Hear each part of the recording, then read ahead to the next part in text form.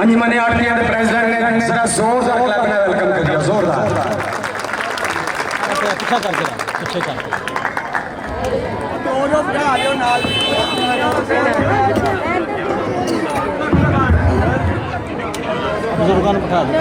औज़ु बिल्लाहि मिनश शैतानिर रजीम।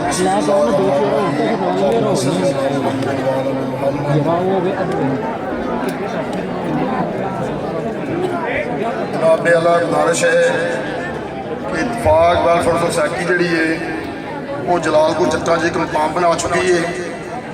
नदीम भट्ट साहब, भाई कमर साहब, भाई फरहान साहब, भाई नदीम साहब, भाई सिराज साहब, ये सारे जोड़े भाई दोस्त ने ये सलाद लगाने वास्ते या इन्हें शहर वास्ते ये बड़िया अच्छिया नवी कोशिशें ने जी।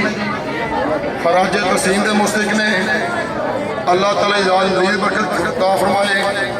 इतफाक वेलफेयर सोसाइटी और जलालपुर जट्टा वालों सारे